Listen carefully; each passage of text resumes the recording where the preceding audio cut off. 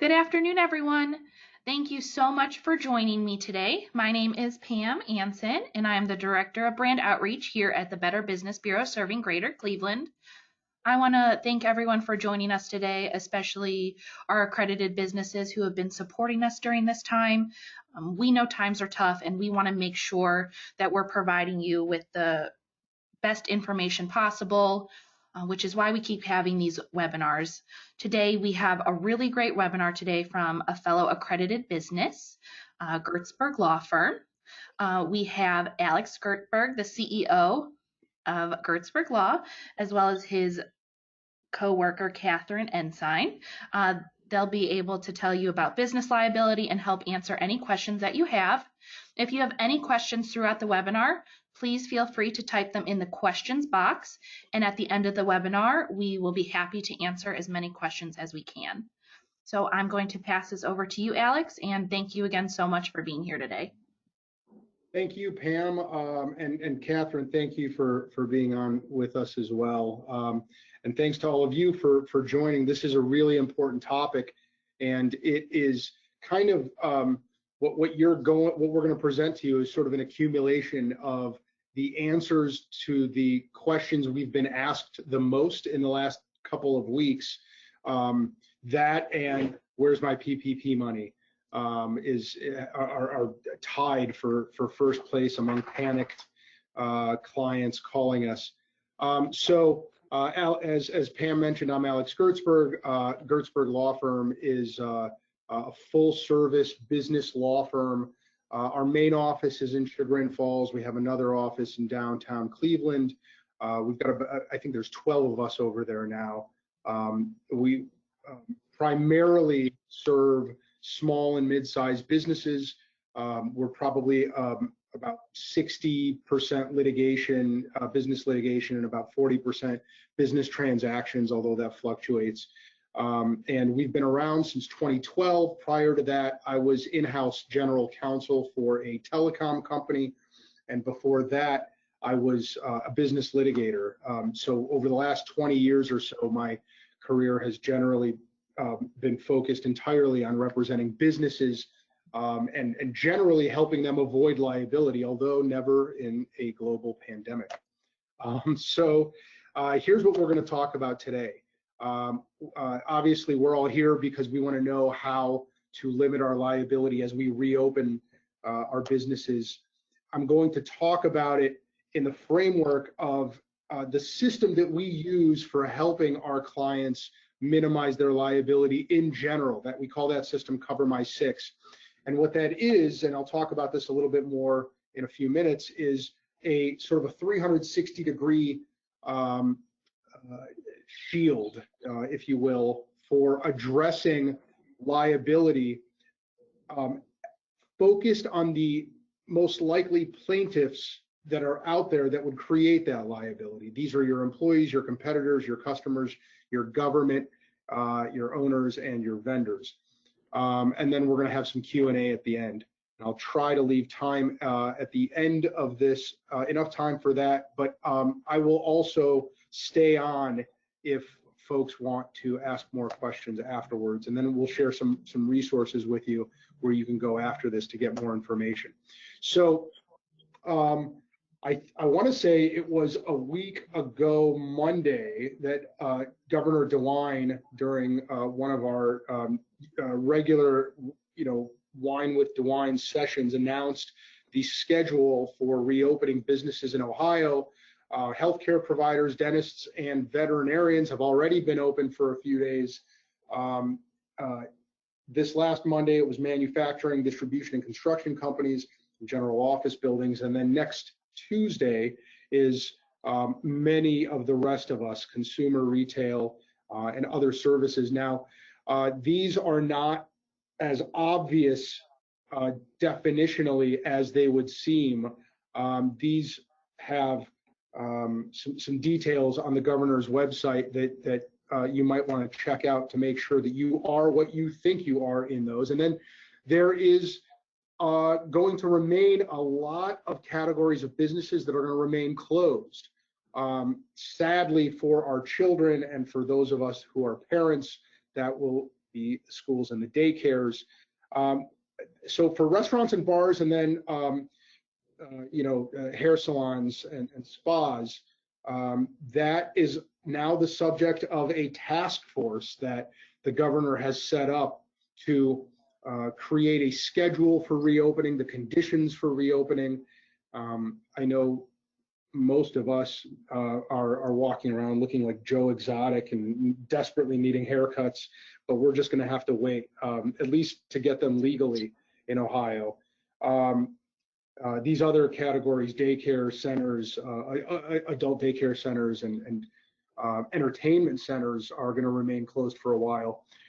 That last bullet, entertainment, recreation, and gymnasium sites, if you go to the governor's website, there is a laundry list of categories that fit into that general category. So if you want to see who's going to stay closed for a while, that may fall into that category, go to the governor's website to learn more about it.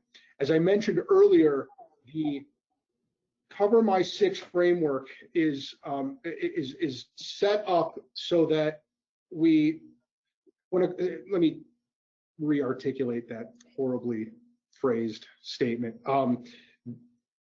When a client comes to us and asks us to set up a business for them, or help them avoid liability, help them avoid lawsuits, investigations, we look at that question intuitively in terms of identifying who is likely to sue you, who is likely to investigate you. And these 6 categories are, from our experience, the categories of people or entities who tend to create liability for businesses the most, who tend to be the plaintiffs in the lawsuits.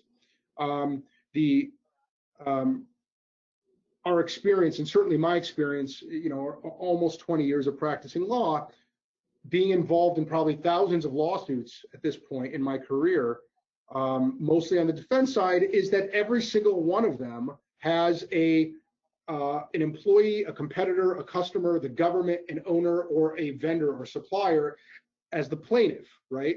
Who is suing or investigating my client. And so if you know that, if you know who is most likely to sue you as a business, to create liability, then it's easier to reverse engineer what they can sue you for. In other words, what are the claims that you're trying to protect against?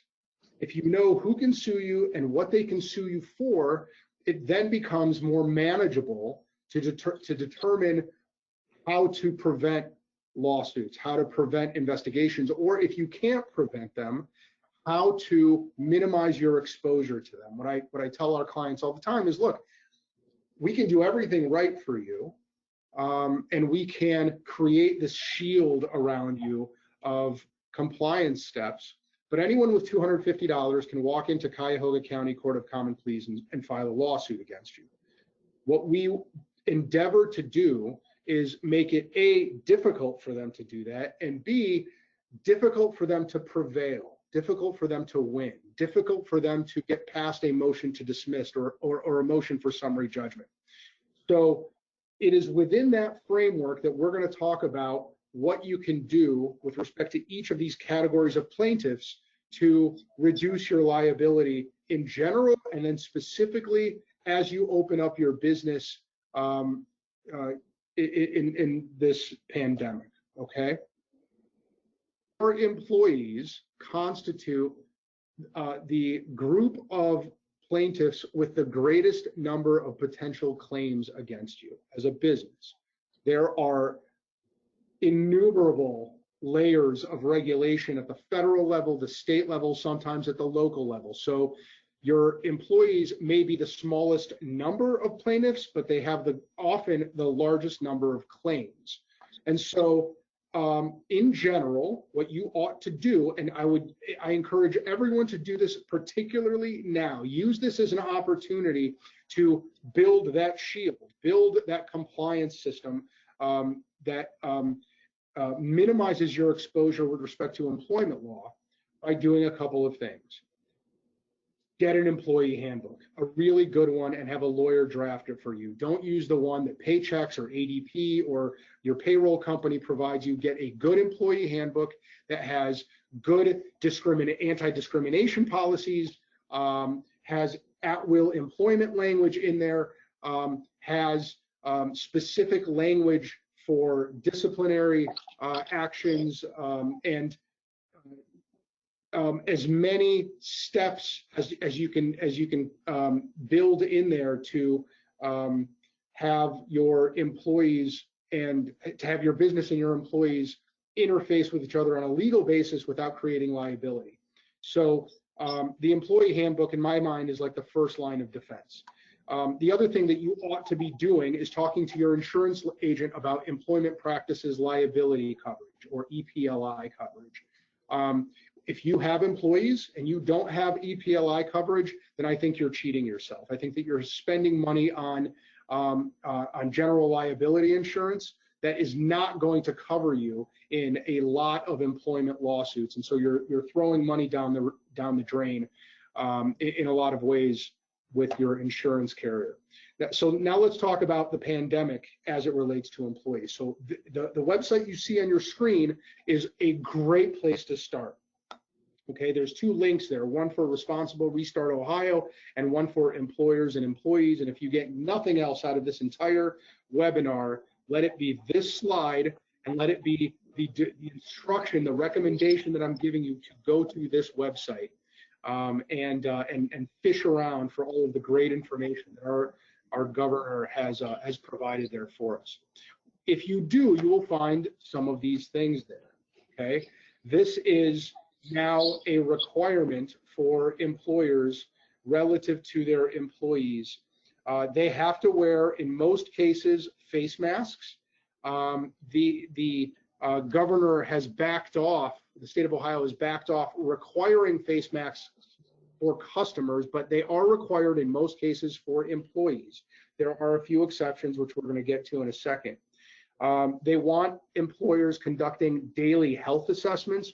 There are directives for how we should be creating sanitized workplaces and good hygiene in the workplace, and they want us limiting capacity and maintaining social distancing guidelines inside the workplace. The exception to the face mask requirement, this came within a few days of the face mask requirement. I think what happened was that on the Monday that the requirements came out, within a few hours, the governor started receiving a lot of feedback from employers and businesses around the state of Ohio, and voicing concerns. Well, if we require all of our customers to wear face masks, some of them are going to rob us. There are security concerns. What do we do if this is going to continue to crater our business, and we just don't want them to wear face masks because we're taking other precautions, like only allowing a few in the store at a time. That kind of feedback led the governor to, I believe, to not require face masks on all customers and to create exceptions for face masks on employees.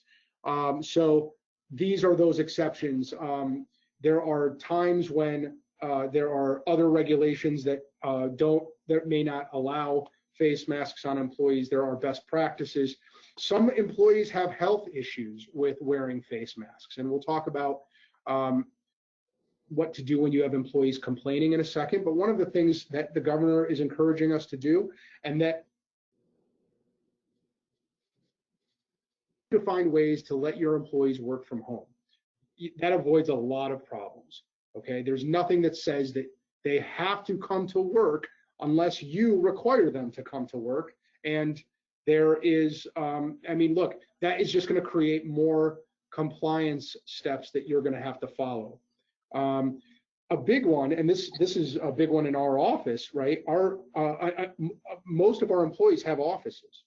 And one of the exceptions is that if you are in your office by yourself, you don't have to wear a face mask. And then if there are practical reasons for it as well, the very important takeaway here is if there are going to be exceptions created for your employees, you have to document those exceptions, and that documentation has to be available to the state of Ohio if they ask. Okay. I would also encourage you to document any complaints or requests from employees and keep those in the file so that there isn't any he said, she said down the road. Okay. One great visual aid that the state of Ohio has created for employers on that website is these three flyers. I'm not going to go into the details here. I am going to recommend, as I said, go to that website.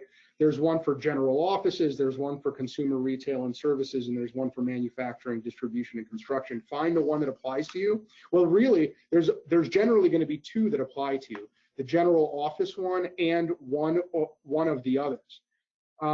I guess it's possible that all three may apply to you. Like, for example, if you have both a manufacturing facility and a customer-facing store and an office, then all three of these may apply to you. But you're going to find really great descriptions of both the requirements on the left side of the flyer and the recommendations on the right side of the flyer. Here's an important takeaway. These are minimum requirements or best practices. You, as the business owner, can do better than this. You can customize your compliance measures and you should customize your compliance measures and safety measures for your business. I recommend that you do a detailed risk assessment for your business, right? That involves identifying what the most likely risks are, doing walkthroughs, figuring out where the most traffic is in your business, figure out are all of my employees on equal footing? Are some of them going to be more at risk than others? Obviously, the ones that are going to be working with the public, they may be more at risk than the ones that are in an office environment. Creating control measures based on the specific risks that you identify. Written procedures are going to be highly recommended. You'll see in the manufacturing flyer, but this is true for really every environment. Consider, high efficiency air filters. Consider increasing ventilation rates in the work environments. Consider using physical barriers, plastic sneeze guards. Definitely, you should be sharing best practices with your industry. This is a great time to reconnect with your trade organizations, with trade groups, with industry groups, and figuring out what the best practices are there. Particularly, remember a slide ago, I was talking about how there are exceptions to the employee face mask rule based on industry standards, right? Getting to know those industry standards is a really good idea right now. Separating sick employees is very important. We're going to talk about contact tracing in a second. And just look, I encourage folks to go above and beyond with sanitation right now. Having hand washing stations, making hand sanitizer and face masks available to your employees. Don't necessarily require them to go out and get them on their own, but use this as an opportunity to go above and beyond just what Governor DeWine is either requiring or recommending. Okay, so here's a question that we get and that the governor has addressed for us, right? So employee reports symptoms of the coronavirus or exposure to someone with it. What do I do as an employer? So the state of Ohio has given us good guidance. You are in this case reporting the employee or the customer infection to the local health district, okay, the local health department. They are then going to do contact tracing. That is a system that had already existed, but which the state of Ohio has really institutionalized now. And yes, it is a little invasive and it is a little intrusive, but this is kind of a weird time. And it's also the state of Ohio requiring it and a third party doing it. if you go to the state of Ohio's website that I gave you earlier, they go through what contact tracing entails. But in general, it is going to be a phone call between you and the health department.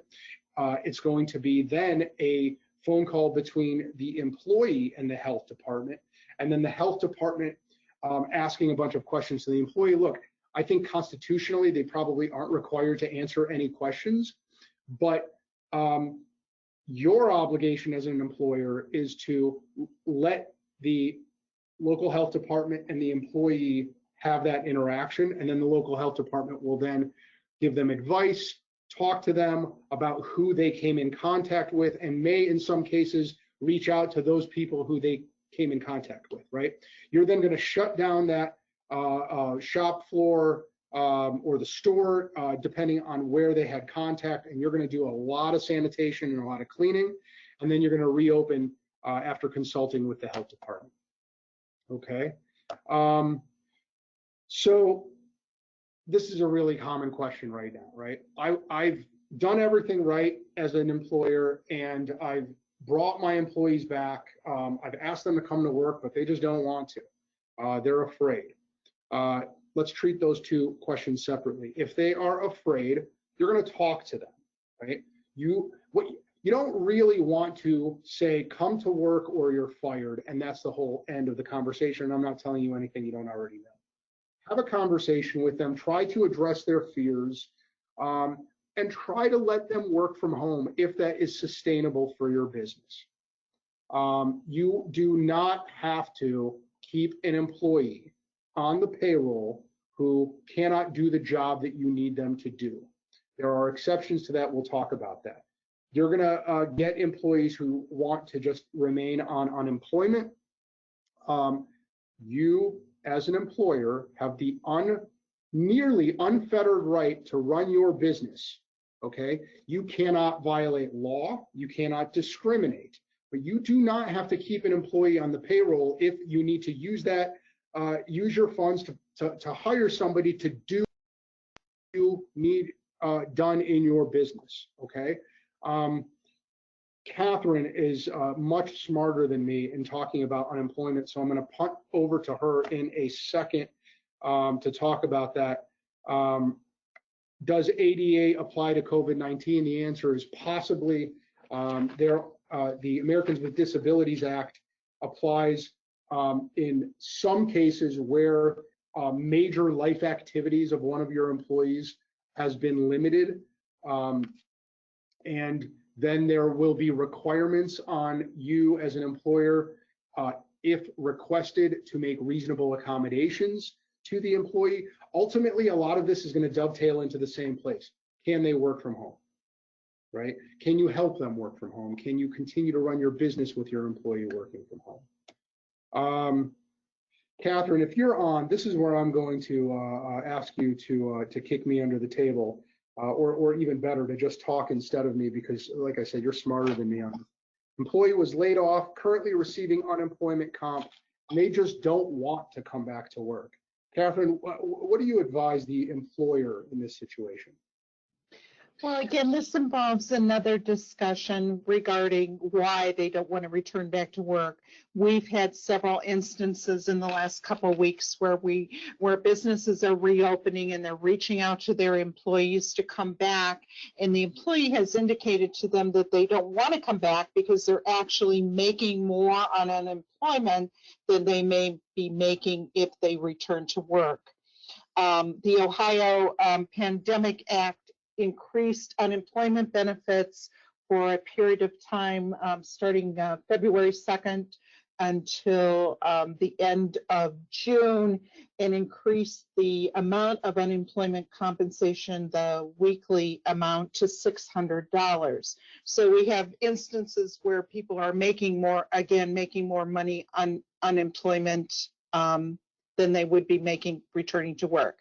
So the conversation with the employee should be, the reason why they don't want to return to work, trying to, if you really want this employee to come back to work, trying to work out maybe a partial work schedule where they could continue to work partially or part-time for you, or restricted hours while continuing to get unemployment benefits. And ultimately, however, if the conversation does fail and the employee simply does not want to return to work, and you are offering them a bona fide job offer to return to work to a position that is substantially similar, and that means in conditions and in compensation, and they still refuse to return to work, then the only option left for the employer, in my opinion, is to terminate the employment and to notify unemployment with the Ohio Department of Jobs and Family Services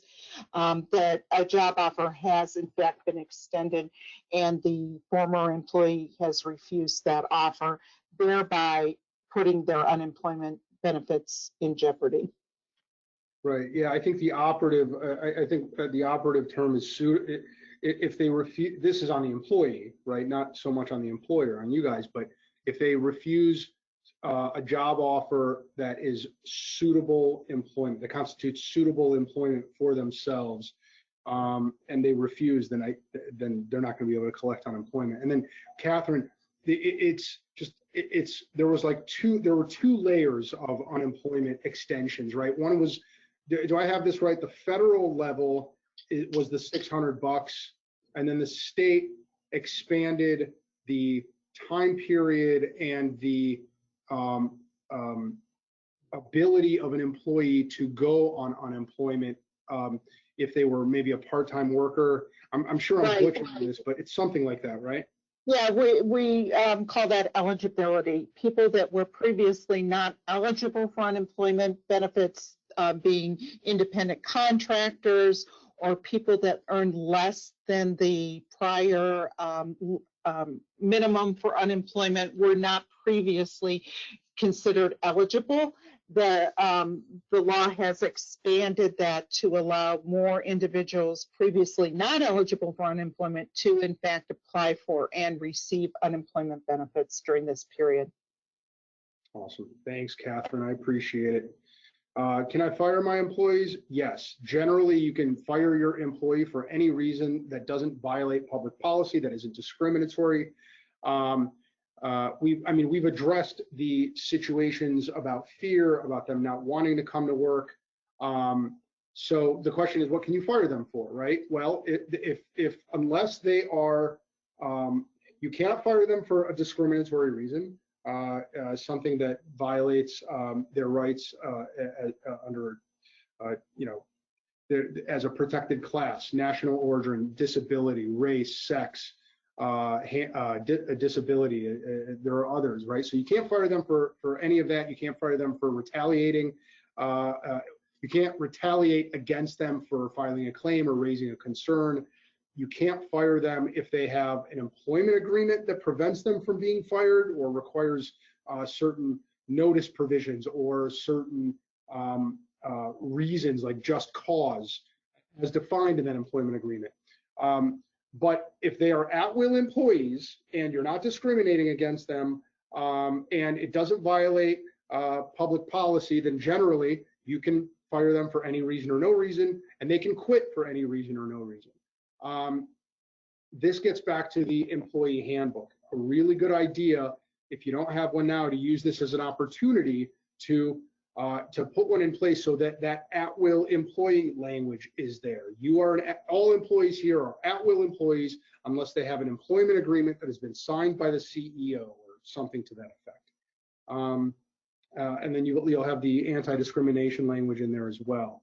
Can my employees file for workers' comp? The answer is they can file. The question will be for the BWC whether they contracted COVID-19 while on the job. That is going to be the subject of a lot of litigation in the future. There are going to be issues of proof. There are definitely going to be some types of employees who are more likely to contract COVID-19 through work than others. I'm thinking of like ambulance drivers. I'm thinking of people who definitely interface more with people who have contracted the disease than others. How they will demonstrate and what the burden of proof will be to demonstrate that they contracted it on the job as opposed to somebody in the neighborhood is an open question. So yes, they can file for it. How will they prevail on that claim and how will they prove that claim is an open question. And then, can I give my employee a different job? The answer is of course. The related question is, do they have to take it? And that gets back to the unemployment question and your ability to fire them for any reason or no reason, right? If you need somebody in that job and you offer it to an employee who does not want that job, then you are free to hire somebody to perform that job and to let this employee go so long as you're not discriminating against them or retaliating or any of those other reasons, right? Okay, so competitors in general. The claims from competitors are often in the form of unfair competition, confidentiality, violating non-compete agreements, things like that, right? So think about this. During the pandemic, there is going to be a very large amount of employees leaving the workforce, right? There's a lot of talent out there. That means that there's a lot of talent out there to also be rehired, right? So this is the time to make sure that you've got good confidentiality agreements in place. Where appropriate, good non-solicitation agreements, non-poaching agreements, non-compete agreements. I'm going to give you a 1-minute primer on those 4 what we call restrictive covenants, okay? Confidentiality, non-employee poaching, that means after you leave, you can't poach my employees. Non-solicitation, meaning once you leave, you can't solicit my customers. And then non-competition, that means once you leave, you can't set up a shop across the street that competes with me. Each of those from confidentiality to non-compete becomes harder and harder for an employer to enforce. Courts want employees to work, to put food on the table, to pay taxes, to put their kids through college. Courts want to make it hard for businesses to prevent their employees from doing those things. So the burden on the employer for enforcing agreements like that is high, and it gets higher and higher when you go from confidentiality to non-compete. Confidentiality agreements in general are, if you have confidential non-public information or trade secrets, it's okay to have your employees sign them, and it's okay to have most, if not all, of your employees sign them. You have to take steps to make sure that your confidential information is actually confidential. You have to protect it. If you're not going to protect it, the court's not going to protect it, okay? The non-poaching and non-solicitation agreements are generally reserved for higher upper management or salespeople, okay? Getting a lower level employee to sign one of these documents is it may be onerous and may be unenforceable. And when you do have those in place, you need to make sure that they are limited in scope, in geography, in time, and are narrowly tailored to serve your actual interests, right? It can't be just some broad, restrictive covenant that barely protects you, but does create a big burden on the employee. And the non-compete agreement is really hard to enforce, right? It has to have all of those narrow tailoring in them. It has to be very limited in scope, and you cannot enforce those against everybody. Those are definitely going to be limited to upper management, some salespeople, some account management people. This is not a do-it-yourself kind of thing. These are documents that you definitely want to have a lawyer draft. They're documents that you're going to want to review before you hire somebody in some cases, okay? This is also a time to do an intellectual property audit. If you have patents, copyrights, trademarks, this is a good time to start thinking about getting them registered or talking to an intellectual property attorney to determine whether you may be infringing on somebody else's intellectual property. Again, when you have a whole lot of people leaving and looking for other jobs and being picked up by competitors, these issues come into play. Will COVID-19 change the way courts enforce non-compete agreements? The answer is I don't know. I think that one thing you can be sure of is that what I'm expecting is that there's going to be a lot more employment-related litigation, and a lot of that litigation is going to be competitive related, competition related, because there's just so much more unemployment and reemployment. And so the burden is already pretty high. But look, I mean, one of the tests for enforcing non-compete agreements is the relative burden between the employer and the employee, right? Well, if you've got an employee who's just been let go, laid off, and cannot find another job out there because most people aren't hiring for their particular skill set, they don't have a choice but to create a competitive enterprise. That is going to be something that the courts are going to consider, I think, in the context of this pandemic. Will it change the way courts enforce non-compete agreements? I don't know. I do expect there to be a lot more opportunity for the courts to make case law on this issue. So we talked about employees, we talked about competitors. Let's talk about customers, right? Your customer, your exposure to your customers generally comes in a few forms. One, your sale to the customer, right? So this is a good time to make sure if you have the ability to have a customer contract, have a lawyer draft a customer agreement for you, one that spells out what your warranties are going to be and disclaims all implied warranties that are implied by the law. Doing things on a handshake as a lawyer gives me acid reflux, right? You don't do transactions with your customers on a handshake if they're willing to sign a contract to do it. Your terms and conditions with your customers will have dispute resolution clauses, what should happen before they can sue you. We really like what I call a waterfall dispute resolution mechanism, where before the customer can sue you, they have to give you notice, an opportunity to cure your breach, a face-to-face meeting, mediation, arbitration. All of those are possible steps that you should discuss with your lawyer as to whether they'd be appropriate for your particular kind of business and your particular kind of transactions and your customers. But if you're the kind of business that has customer contracts, use this opportunity to bolster them, to bulk them up, so that you aren't dragged into the courtroom unnecessarily, so that you can address your customers' concerns in a more peaceful manner, if at all possible. The other kind of customer liability that immediately comes to mind is premises liability, right? Your customers are your invitees. The other two kinds of plaintiffs are your licensees and trespassers, right? Those are the three kinds of premises liability plaintiffs that you've got.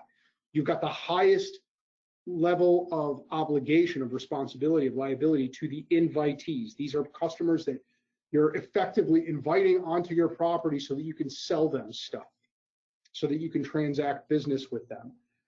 So this is where you're going to just make sure that there isn't anything that can harm them on your premises that you know or should know about.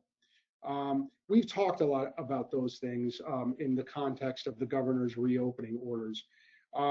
Your licensees and trespassers, they still have rights. A licensee, unlike an invitee, this might be somebody that you are having contractual relationships with. or potentially contractual relationships with, but who are not actually your customers. And so it's slightly less of a standard. It's often a very blurry distinction. As a general proposition, anything on your premises that you know or should know after reasonable diligence could harm people coming onto your property, and I would even include trespassers there. Those are things that you ought to be thinking about to keep you from getting sued. Your trespassers are going to have a harder time suing you and prevailing in your suit, but my advice to people in general is treat anybody who you can imagine coming onto your property as somebody who could sue you. So if you know or should know about potential liability, address those. I think we in general addressed this question already, but go to the governor's posters over there and look at your customer contract, okay? And do a risk assessment on your property. What should I expect in terms of customer litigation going forward? Well, I would expect more of it. There is lawyers, I think, business lawyers in general, imagine, those of us that have been practicing for a while, that whenever you have a major global economic event, litigation follows and legislation follows. Okay, so expect to see litigation over face masks, over requirements that businesses are going to start imposing on their own, on their customers. There's a lot of really funny YouTube videos out there right now about customers trying to get around the face mask requirement or playing around with it. And customers will be suing businesses. Stick to those guidelines, manage your customer contracts, and see if there's anything more that you could or should do that your industry partners are doing to protect your customers. Okay, the government. So here, the state of Ohio and the Attorney General has already kind of telegraphed what they're going to be focusing on here. It's predatory lending, it's price gouging. You're going to see a lot of that coming up. Sorry, I'm jumping ahead. The Attorney General recently, there was a case in Chagrin Falls in my neck of the woods where somebody was hoarding face masks from like a year or two ago and was selling them for like $100 a pop or some ridiculous amount of money. The Attorney General came down on him like a ton of bricks, and that was in the papers. So price gouging is a hot button issue right now. The other thing that, as a general matter, that has nothing to do with the pandemic, but that falls into this area, is sales and use taxes. This is just something that I tell all of our clients who do business outside of the state of Ohio. Have a conversation with your CPA to determine whether you are correctly tracking, charging, and paying, or are exempt from sales tax in other states. The reason I bring that up all the time and use every opportunity to bring it up, including this one, is because states need revenue.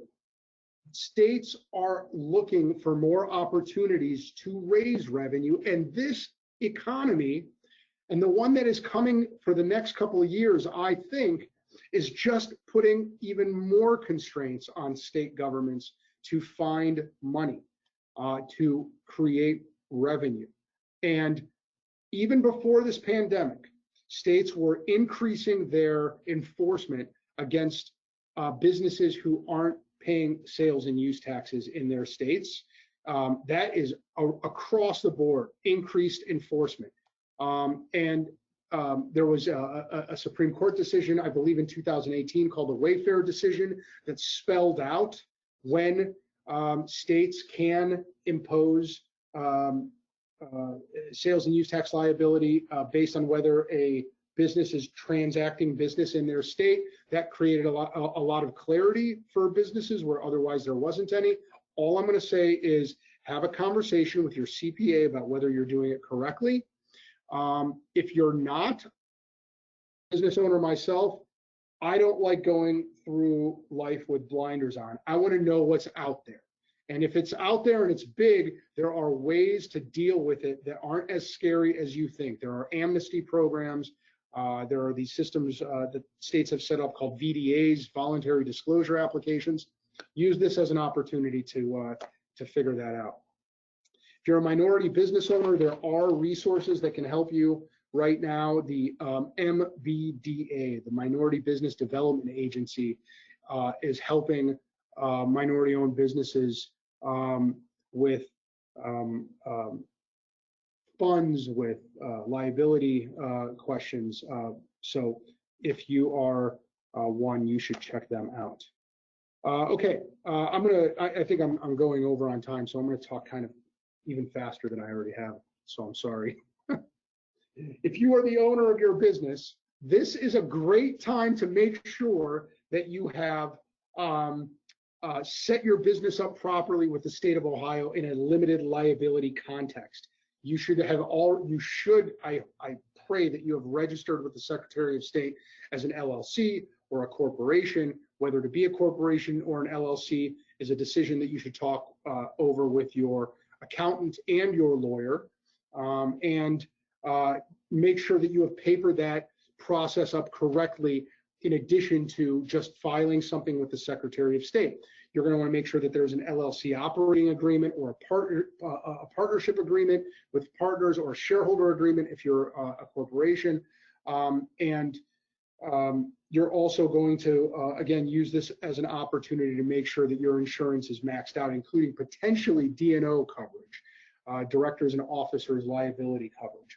There will be more litigation. You can count on it. You as an owner are not in, you didn't become an entrepreneur to put your assets more at risk. So button those issues up and talk to your attorney about an estate plan. There are trusts that help with asset protection. Well, I just think everybody ought to have an estate plan if they're a business owner. I think it's crazy not to. So have that conversation, use that as an opportunity.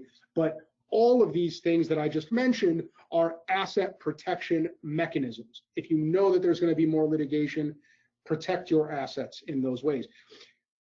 Ensure also that you are not creating opportunity for a plaintiff to pierce the corporate veil, meaning you can create an LLC for yourself and properly document it, but you can still have your personal assets at risk if you have committed fraud, if you have commingled personal funds with business funds,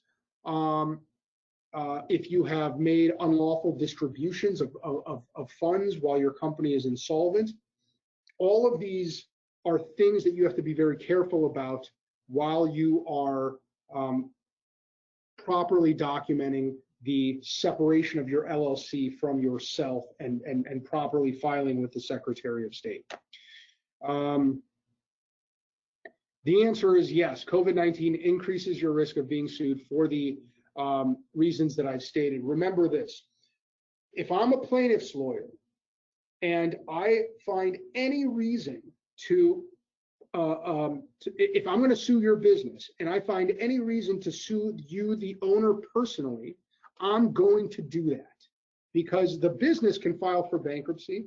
The business can be out of money. The business can be insolvent. But if you've got personal assets and I'm a plaintiff's lawyer, I'm going to try to go after them.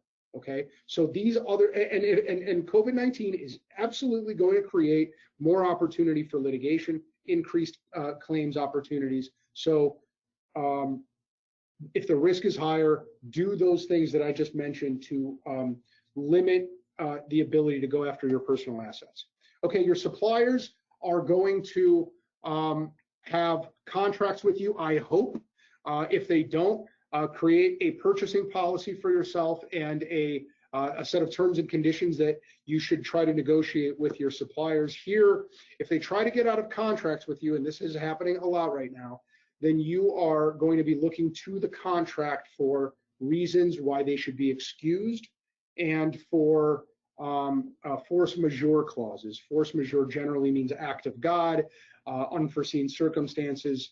This is one of those classic, if your supplier can't provide products and services pursuant to your contract, talk to them, figure out a way for them to do it. If they can't, so get your supply in place first, and then you're going to talk to a lawyer about whether you can assert a claim against your supplier for the difference in price. If the alternate supply cost you more than you had under this contract, you may be able to get that difference covered by your supplier, depending on what the contract says. If you need help beyond, what a lot of people don't realize is that there's a ton of resources out there, particularly with respect to employees who are working remotely. One place I would start is your Better Business Bureau, right? You've got a great resource in Pam and her colleagues there who have a list of accredited Better Business Bureau members. There are going to be web developers there. There are going to be IT companies there. There are going to be a lot of companies that can help you run your business remotely. I would check them out. I would also look to COSI, which is the big chamber of commerce in Cleveland, or to your local chamber of commerce.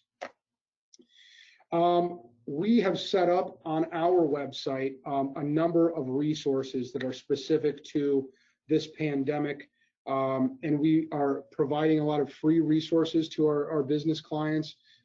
We have certified one of our employees as an e-notary, an electronic notary, and we are providing her services to anyone who needs it for free.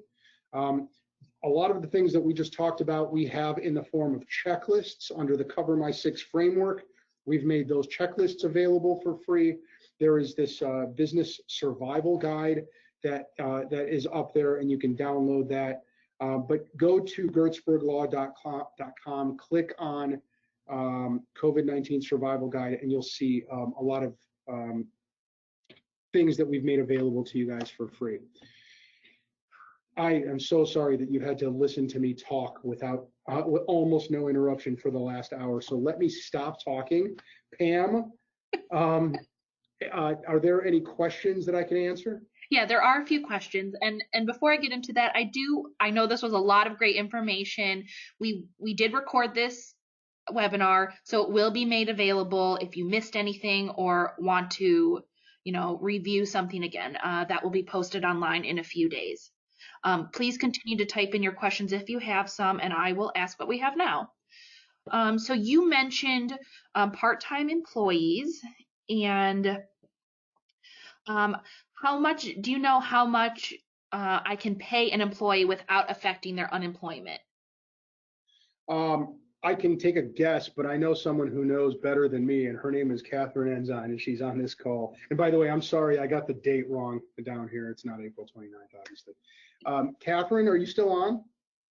Well, the answer to the question is that you can pay them anything you want, subject to minimum wage. Whatever earnings that they make while working are deducted from their unemployment compensation. And currently, the maximum unemployment compensation is $600. So say they make $300, they're entitled to $600. So the $300 would be deducted, and they would still get an additional $300 in unemployment compensation and $300 in salary. Hopefully that answers the question. Thank you. And then the next question is, so what if you have, what is the business liability if they have an employee who has currently been working from home but doesn't want to return to the office, to the physical office, because they might be high risk, like a high risk catching the COVID virus? So they don't want to return to the office because they think they might be high risk. Yes. Okay, got it. Maybe they have asthma, maybe they're pregnant, maybe they're elderly, or some other condition. So the answer is work with the employee to let them work from home. your liability, so the question is, what is my liability if they don't want to come to work and I fire them? I guess is that, Yes, am I articulating? I think so. Yes. Yeah, look, I think that there is potentially, so you have the ability to hire somebody to fill that role. I think there is potentially, and Catherine, feel free to weigh in here. There is potentially Americans with Disabilities Act liability here, because if they are unable to perform because they are disabled, and this would constitute a disability, firing them in this case may be a violation of the Americans with Disabilities Act. Catherine, can you weigh in? We've got reasonable, yeah, go ahead. Yeah, it depends again on the disability. If this individual had these same health conditions or risk factors and was previously performing the position without difficulty or without a reasonable accommodation, that's a different issue than if this person has a disability that makes them more susceptible to COVID-19. I think that, and again, these are uncharted areas of the law. You think 2 months ago, we weren't even thinking about COVID-19 and its effect on any of our laws or our businesses at that time. To have a disability, to qualify for a reasonable accommodation under the Americans with Disability Act, there has to be a life activity substantially affected by the disability. And I guess in the question, I'm not sure if it's just the fear or if there is actually some type of condition, medical condition, that is causing this employee to have a genuine concern. But regardless of the situation, again, this is the type of situation you need to talk with your employee, figure out what's going on, try to determine whether or not you can continue to let the employee work remotely or some type of modified work schedule. And that would be your best solution in this type of situation. Perfect. And then we have a follow-up question to the one from before. So if a worker works part-time and earns $300, would they get $600 from unemployment? No. $300. No, whatever unemployment benefit to which they qualify, say it's $600, and they make a salary of $300. That $300 has to be reported to unemployment, and that amount of money would be deducted from their eligible amount of $600. Even the extra $600, no matter how many hours they work, because they're getting that extra $600 they're asking. Well, no, $600 is the maximum benefit amount per week. So if they're making money, then they would not get the entire $600. Okay. They would get a portion of it. Their earnings that they actually made would be deducted from that amount. Okay. Okay, this is a long one. And keep in mind, this $600 is going to expire at the end of June. So we'll go back then at that time, I anticipate, to our regular unemployment compensation, which prior to COVID-19, the maximum was $480 a week. Thank you. Okay. We have a small office with 2 secretaries. They are over 10 feet away from each other and face opposite directions. The other parties have offices next to each other. We are over 6 feet away from each secretary. We are not planning on having clients come into the office. Do we need to have everyone wear face masks? It is hard to answer the phone or breathe with one. And then, do we need a divider between everyone? Is there a bulkhead and there is a bulkhead and supply cabinet between the secretaries? Yeah. So unfortunately, what you're going to want to do in that situation is try to document a reason to not wear masks. As a general proposition, I think the answer is yes. It's a work setting, it's an office, and the state of Ohio has spoken pretty clearly between what is a best practice and what is required. And they have created exceptions for the requirement. Exceptions like industry practice. If there's I suppose what you could do is argue that there is a practical consideration here. Based just on the fact pattern that you've given me, I don't know that it's that persuasive. And what I'm thinking is that you're going to have some employee who is going to,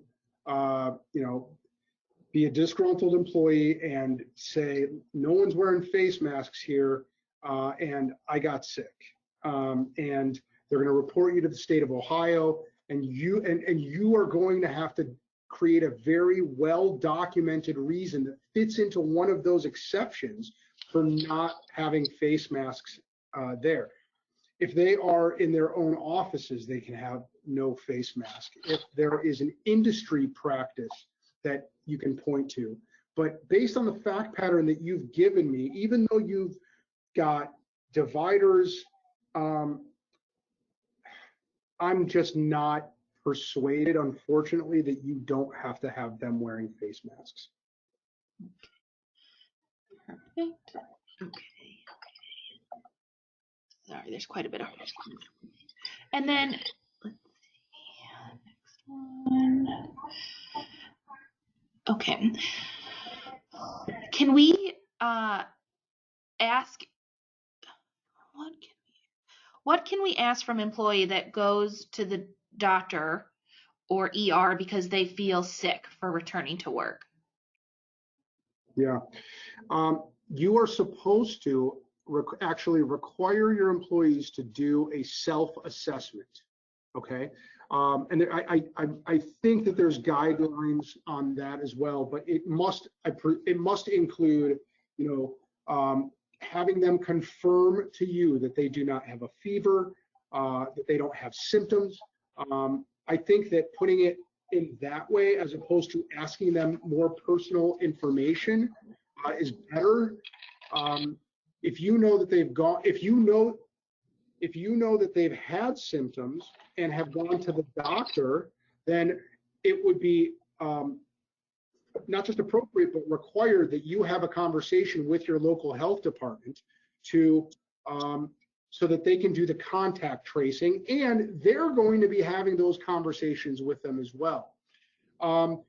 In that situation, if they can confirm to you, if the employee can confirm to you that they no longer have symptoms, they can stay.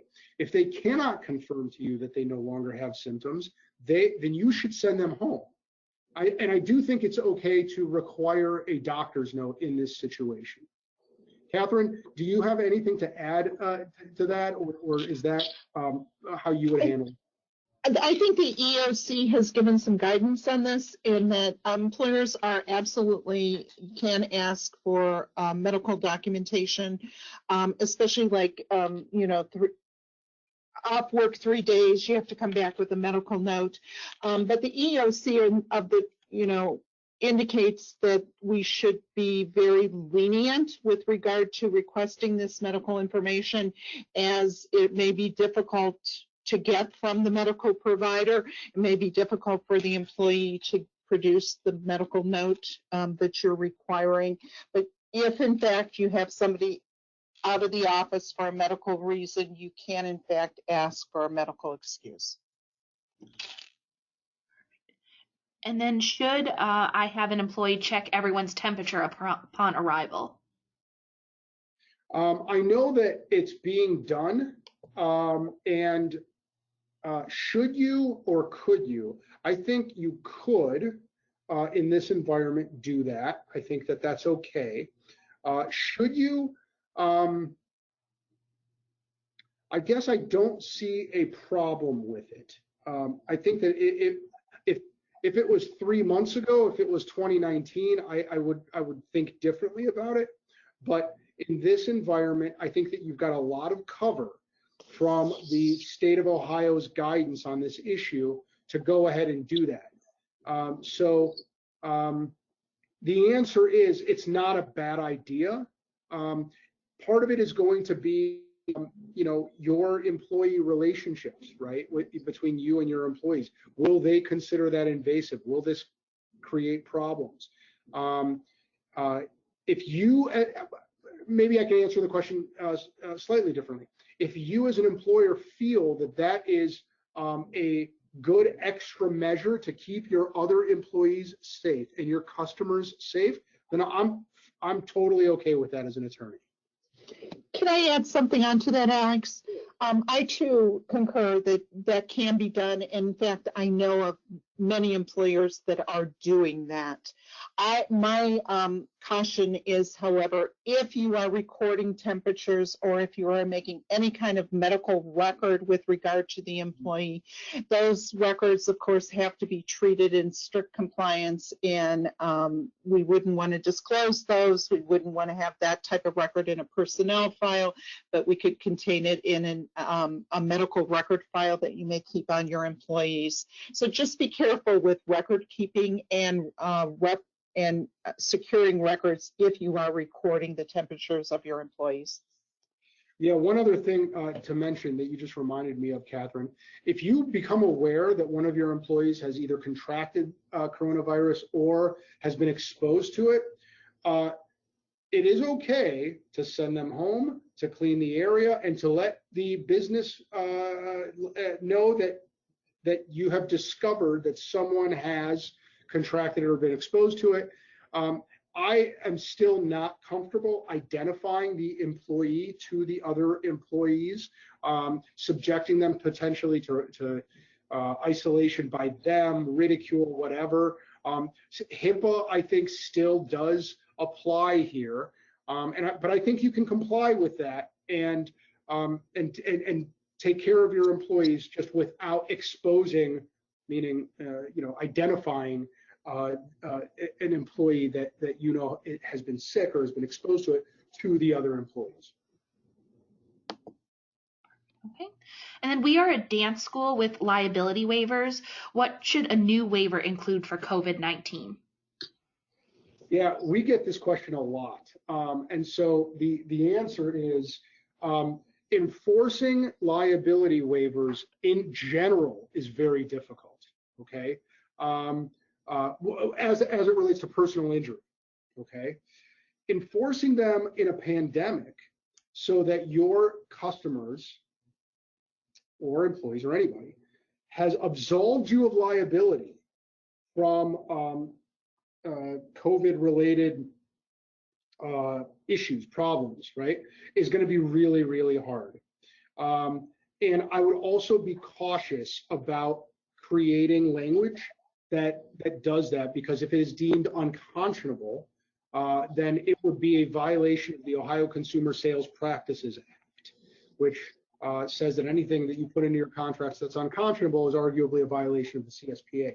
So that is definitely a potential minefield that you're going to want to tread lightly and only with counsel. What I'm comfortable saying is that you should take all of the measures that you need to take to protect your customers, the sanitation, the soap, social distancing, right? Some businesses are limiting the number of people that can come in, right? So a dance studio is no different.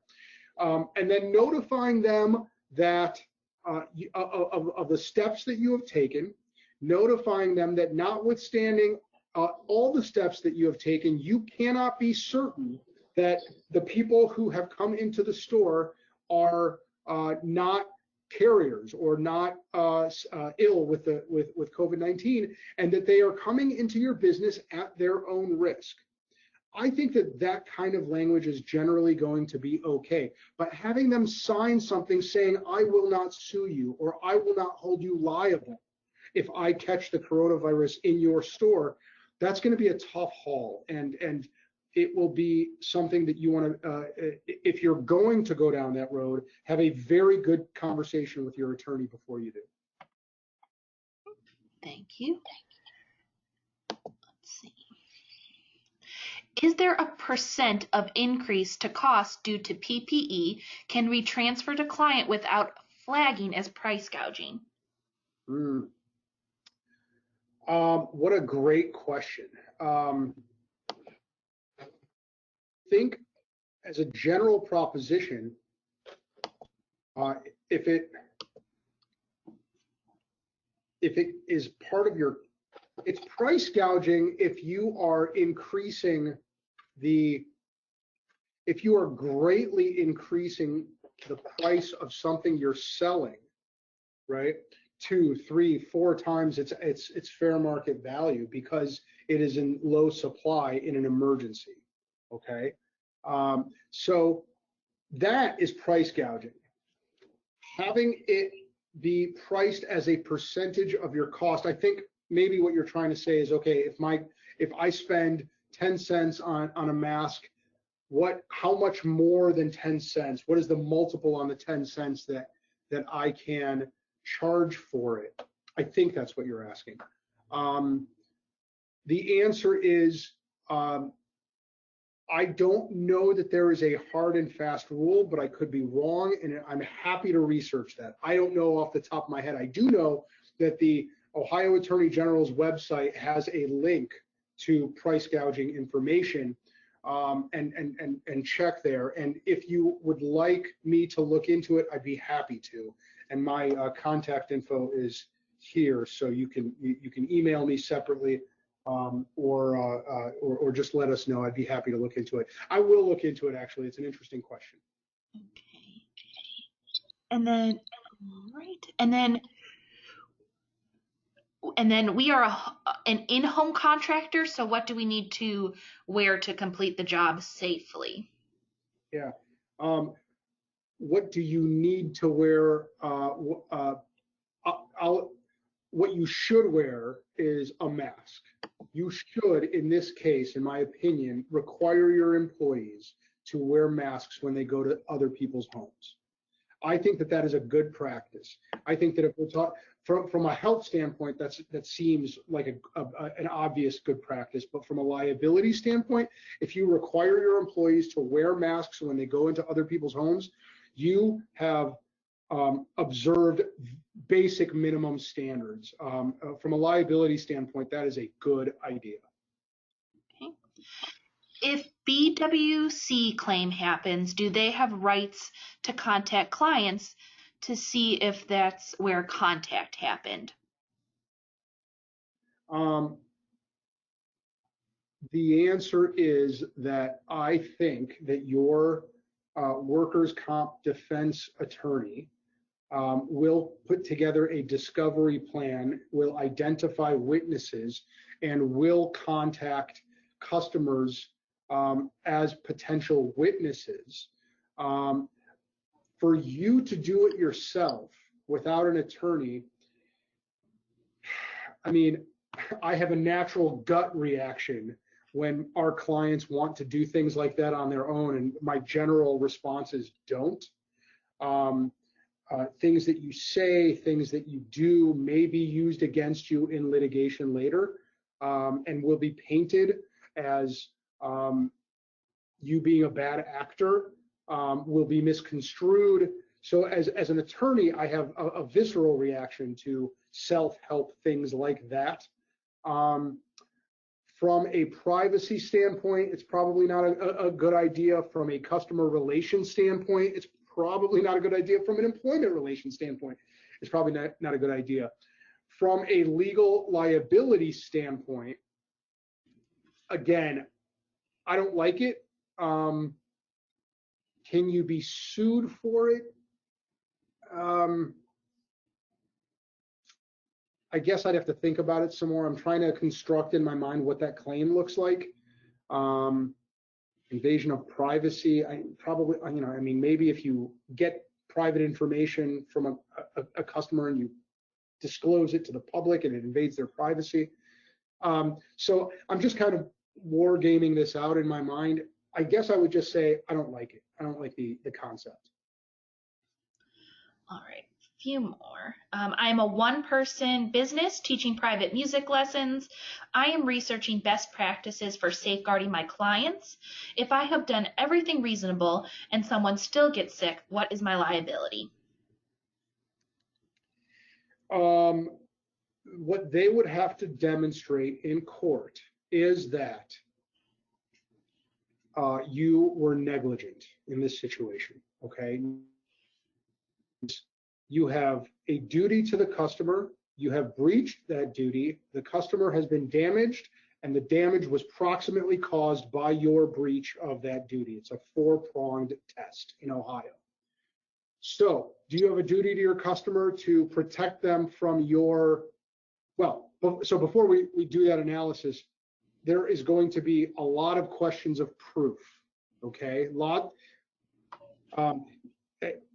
Having the customer in court demonstrate by a preponderance of the evidence, that's their burden, that they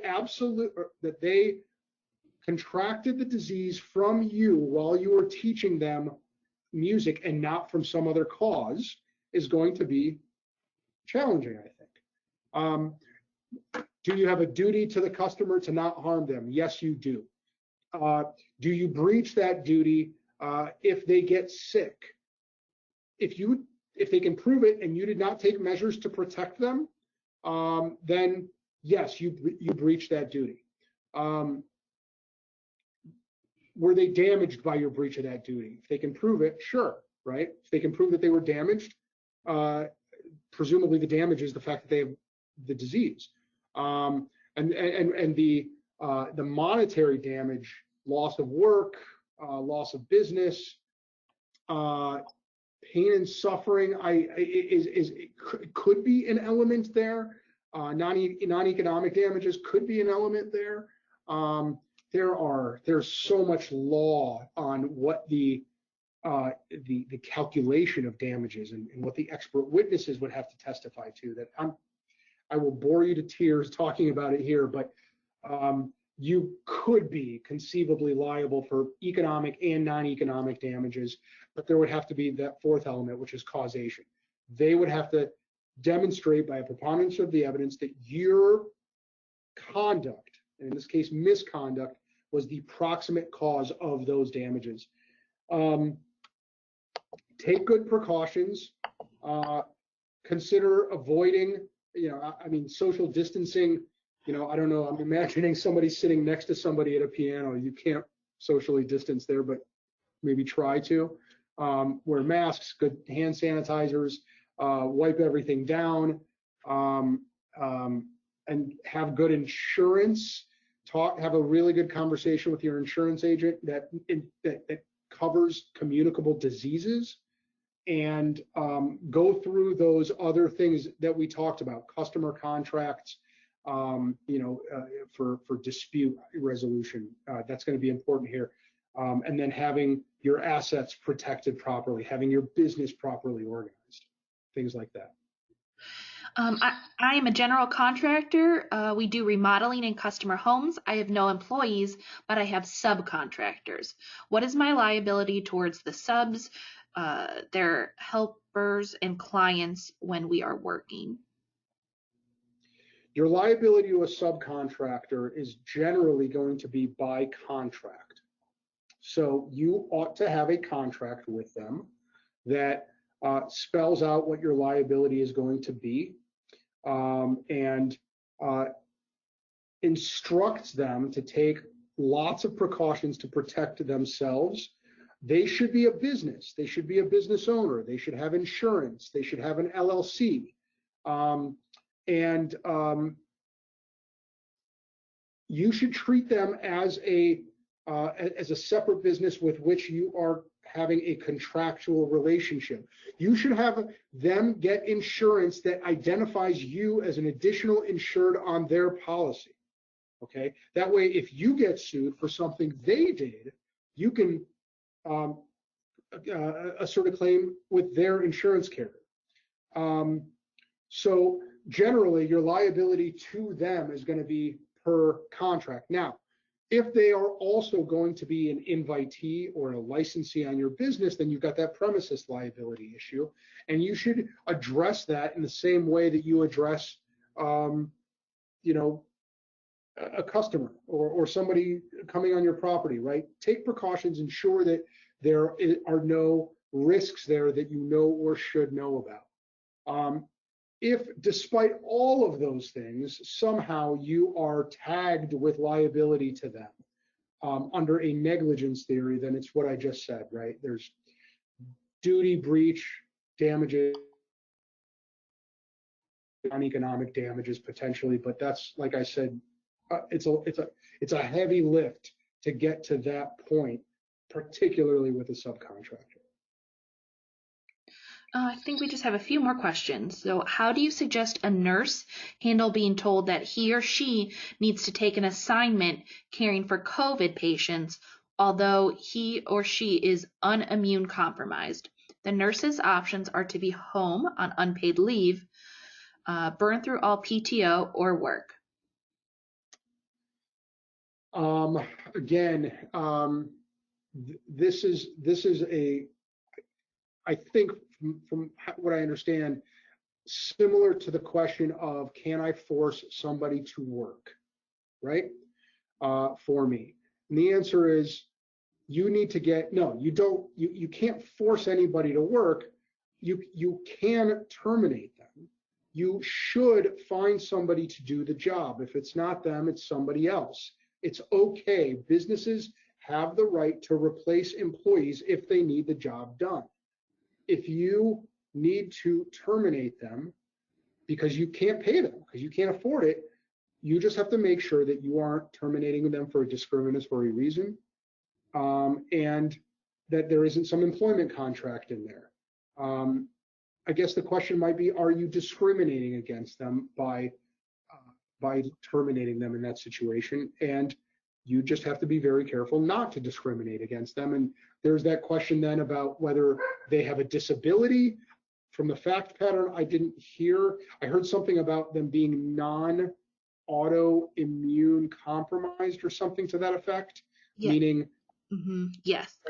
Yes. So it says he or she needs to take an assignment caring for COVID patients, although he or she is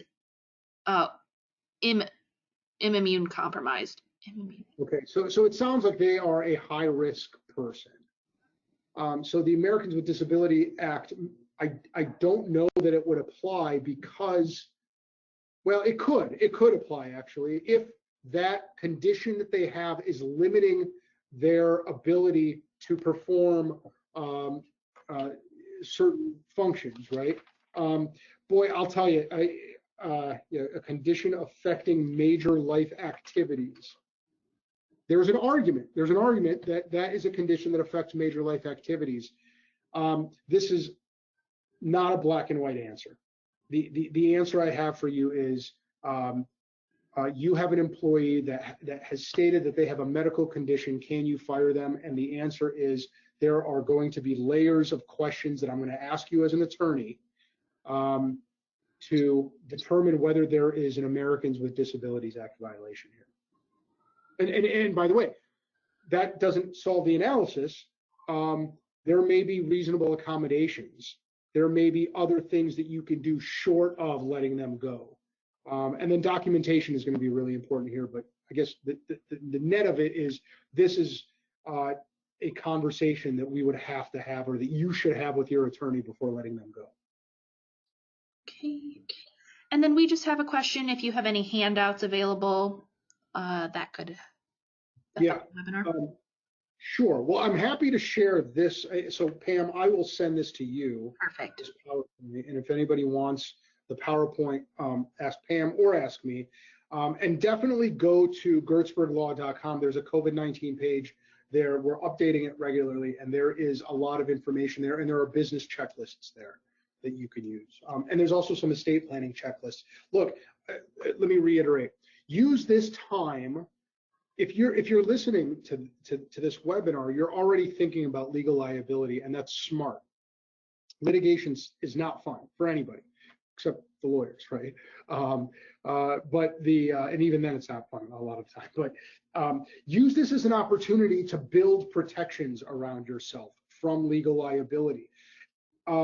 Estate planning is an easy thing to do. I forgot to mention, one of the things that we're doing for free is if you need a living will, now's a good time to get that done, or a healthcare power of attorney, and we will do that for you for free as well. Go to gertsburglaw.com, lots of checklists there, lots of resources. I just want to thank you so much. This was really helpful. We've got feedback that this was very helpful as well. So thank you so much, Alex. We really appreciate it. Thank you. Thank you. Good luck. Oh, thank you. Thank you, everyone. And thank you so much for your support during this time. And I hope everyone is staying safe and healthy. And keep a lookout for your emails for other resources to help during these times. So thank you. Have a great day.